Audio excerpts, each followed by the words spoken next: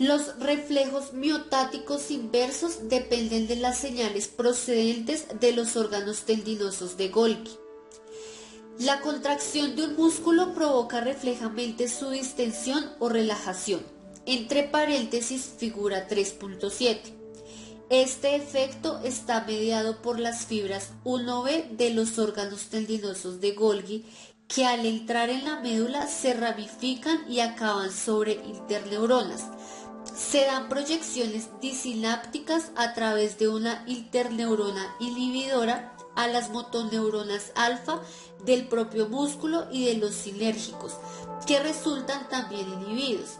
Se encuentran también proyecciones di o trisinápticas excitadoras sobre las motoneuronas alfa de los músculos antagonistas, facilitando su descarga. Hay asimismo proyecciones amplias a grupos musculares que afectan a otras articulaciones y forman parte de los circuitos medulares que controlan movimientos de toda una extremidad.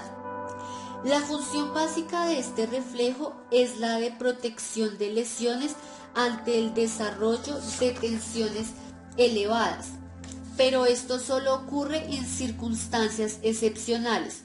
Como las fibras 1B responden a pequeñas variaciones de tensión, su función normal es la de ofrecer la posibilidad de un control por retroacción preciso del desarrollo de la tensión en actividades motoras que así lo requieran, como sujetar un objeto frágil, sobre todo considerando que las interneuronas de su circuito reflejo reciben aferencias de los usos neuromusculares y de receptores articulares y cutáneos.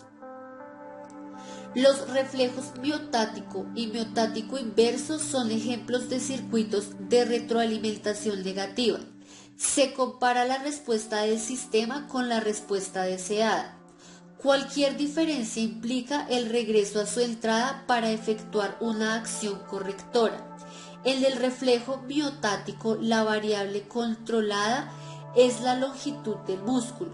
En el miotático inverso es la tensión muscular.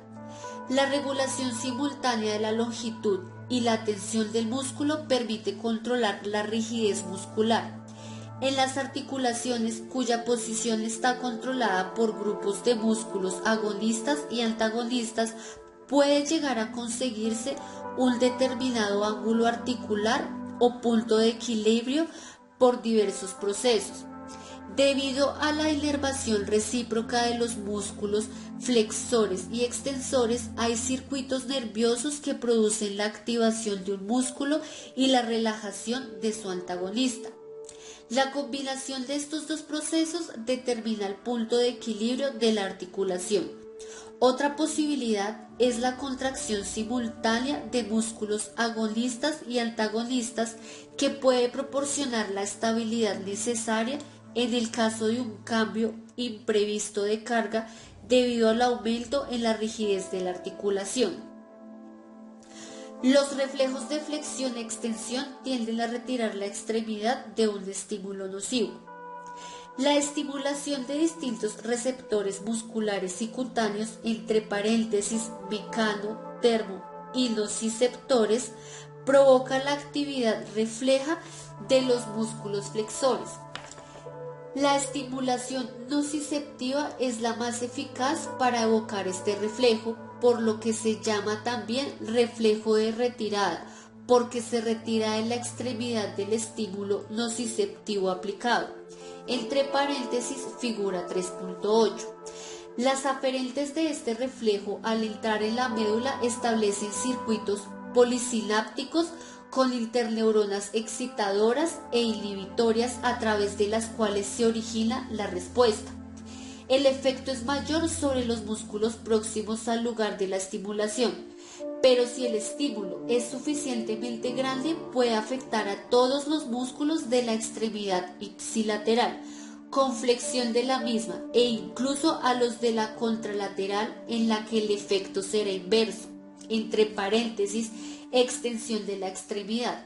Esta respuesta se llama reflejo de flexión y de extensión cruzada, entre paréntesis, figura 3.9.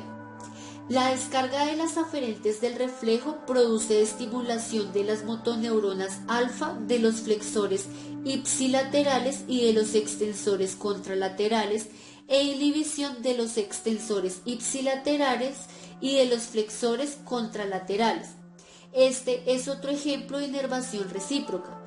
El reflejo de extensión cruzada sirve para corregir la postura y facilitar el apoyo del cuerpo para compensar la pérdida del soporte antigravitatorio que origina la flexión de la extremidad estimulada.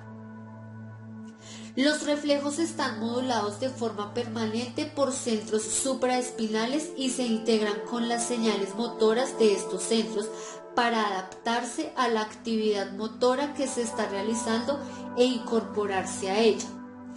En el animal intacto, los reflejos no operan de una forma tan sencilla como la expuesta, ya que sobre las neuronas que forman sus circuitos acaban axones descendentes que provienen de los núcleos del tronco del encéfalo y de la corteza.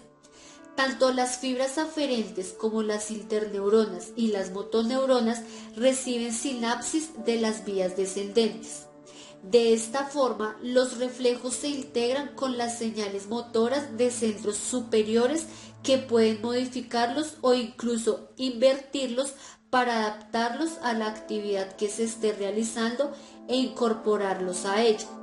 Se podría decir que la función de la actividad motora voluntaria sería la de adaptar las órdenes centrales a la situación real del cuerpo, compensando las posibles alteraciones del movimiento en curso.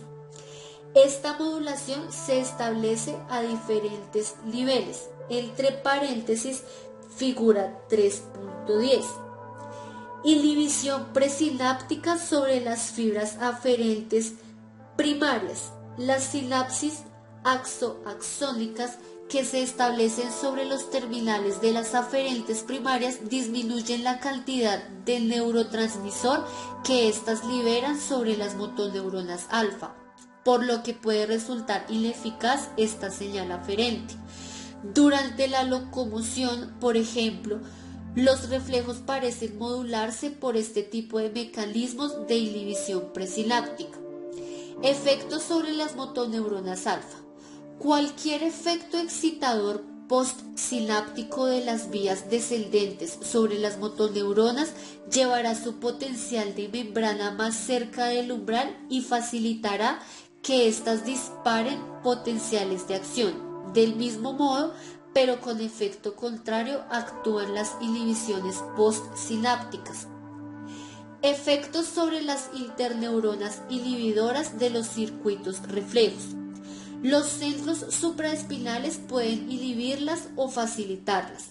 Reciben aferencias excitadoras procedentes de corteza y señales tanto activadoras como inhibitorias de todas las vías descendentes. Su inhibición puede, por ejemplo, suprimir la inervación recíproca entre flexores y extensores de una articulación y permitir su contracción simultánea, con el efecto de fijar y estabilizar la articulación. Este tipo de organización simplificada el control de los movimientos voluntarios, ya que no son necesarias órdenes motoras independientes y específicas para los dos grupos musculares. La corteza utiliza los circuitos reflejos para conseguir respuestas adaptadas a la finalidad deseada. Efectos sobre las células de Renshaw. Se trata de interneuronas inhibidoras que establecen circuitos de inhibición recurrente. Estas células son activadas de manera monosináptica por colaterales de los axones de las motoneuronas alfa.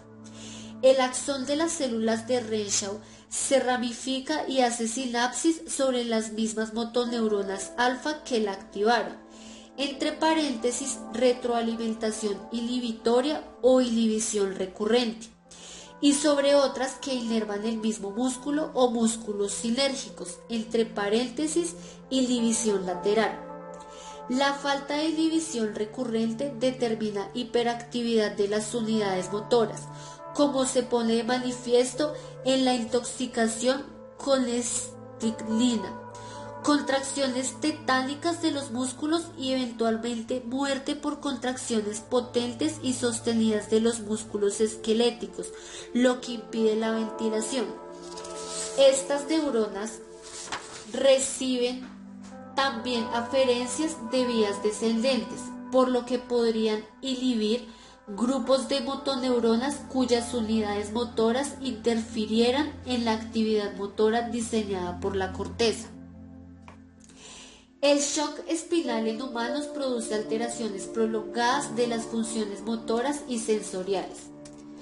A diferencia de otras especies animales en la que la recuperación de la actividad motora se produce en días o en horas, entre paréntesis, en gatos por ejemplo, la sección espinal en humanos produce alteraciones de mayor duración que normalmente ocasionan trastornos irreversibles de las funciones motoras y sensoriales. Así, tras una sección medular completa, se establece en la zona del cuerpo situada por debajo del nivel de la lesión parálisis motora y de los esfínteres rectal y vesical, arreflexia y anestesia, acompañados de un estado de shock con hipotensión generalizada. Tras un periodo de semanas a meses, retorna la actividad motora en la zona de médula aislada, reapareciendo progresivamente los reflejos medulares. El reflejo de flexión por estimulación plantar nociceptiva suele ser el primero en reaparecer, seguido del signo de Babinski. La estimulación plantar produce extensión del dedo gordo del pie y del resto de los dedos. Posteriormente se pasa a un estado de hiperreflexia en el que la estimulación plantar puede originar la flexión de ambas extremidades y reflejos vegetativos en masa, con aseamiento de la vejiga y recto y sudoración profusa. Los reflejos extensores reaparecen después que los flexores y también pueden pasar por una fase de exacerbación. Aunque no se conocen con exactitud los mecanismos que dan lugar al shock espinal, la pérdida del control supraespinal sobre las motoneuronas alfa e interneuronas es el factor fundamental. Tractos espinales descendentes. El cerebro se comunica con las motoneuronas de la médula espinal a través de dos sistemas principales, las vías lateral y ventromedial. Entre paréntesis, figura 3.11. El inicio de un movimiento voluntario requiere instrucciones que descienden desde la corteza motora a lo largo del sistema lateral que se encuentra en el cordón lateral de la médula espinal y participa en los movimientos voluntarios de la musculatura distal bajo control directo de la corteza cerebral. El otro sistema está formado por axones que descienden en posición ventromedial. Se origina a partir de varias regiones del tronco cerebral y participa en el mantenimiento de la posición y la locomoción. La corteza motora también comunica con los núcleos de la vía ventromedial, de modo que puede activar directamente las motoneuronas a través del sistema lateral y también modificar el control a través del tracto ventromedial.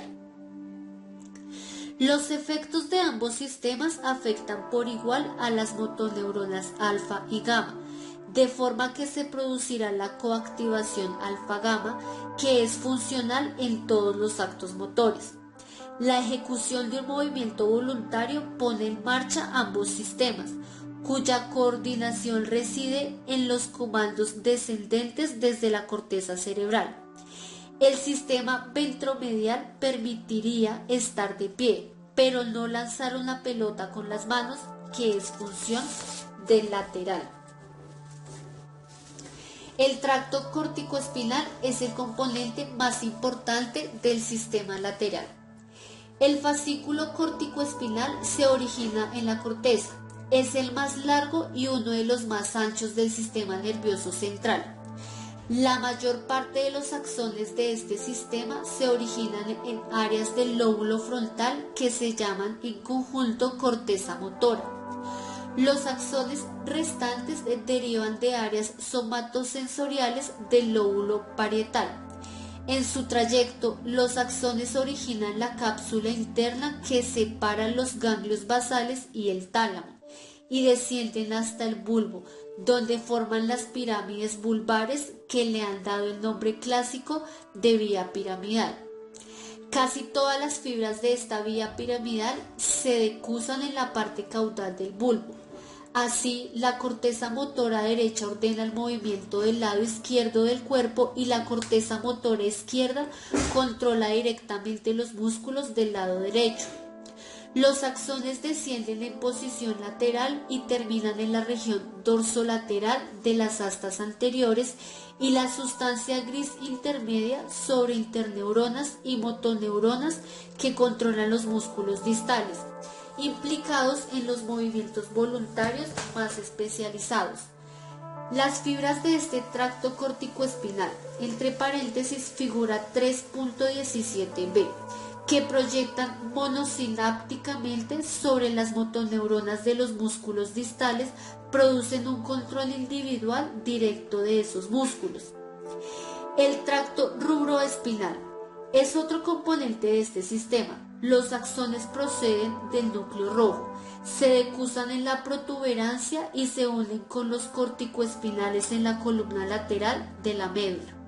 El papel de este haz rubroespinal ha ido perdiendo importancia en el transcurso de la evolución y en humanos su función es poco relevante. La mayor parte de sus funciones han sido desplazadas al tracto corticoespinal.